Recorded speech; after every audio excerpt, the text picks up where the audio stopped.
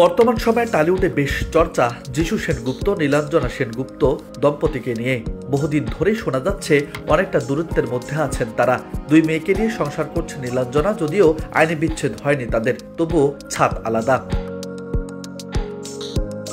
যিশু নীলাঞ্জনার বিচ্ছেদ জল্পনা চাউর হতে সামাজিক মাধ্যম জুড়ে নানা ইঙ্গিতপূর্ণ বার্তা দিয়েছেন নীলাঞ্জনা। তবে এতদিন এই বিষয়ে চুপ ছিলেন যিশু, এবার মুখ খুললেন তিনি, তবে সরাসরি নয়, খানিকটা ঘুরিয়ে।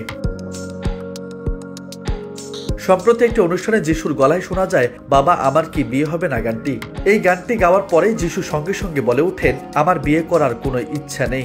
মাত্র এক দুটি বাক্য, আর এই কথার মাধ্যমে নাকি যিশু অনেকটা বুঝিয়ে দিয়েছেন, এমনটি ভাবছেন তার অনুরাগীরা। প্রথম দিকে যিশু এবং নীলাঞ্জনার মাঝে তৃতীয় ব্যক্তির কথা শোনা গেলেও পরে জানা যায় সেই খবর নাকি সঠিক নয়। যিশু নাকি নতুন কোনো সম্পর্কে জড়াননি। তাহলে ঠিক কি কারণে বিচ্ছেদ যিশু নীলাঞ্জনার, সে বিষয়ে মুখ খুলেনি দুজনের কেউই।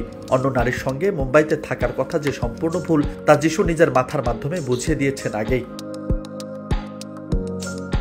অনুষ্ঠানে বিয়ে নিয়ে এই কথা বলে যিশু আরেকবার বুঝিয়ে দিলেন, নতুন সম্পর্ক বা বিয়ের কোনোটাই তিনি আর চান না। সমাজ মাধ্যমে যিশুর এই ভিডিওতে যদিও অনেকে তার নতুন সম্পর্কের কথা তুলে তাকে দোষারোপ করেছেন, তবে সত্যিটা আসলে কি তা যিশু নীলাঞ্জনাই জানেন। নিউজ ডেস্ক, বার্তা 24।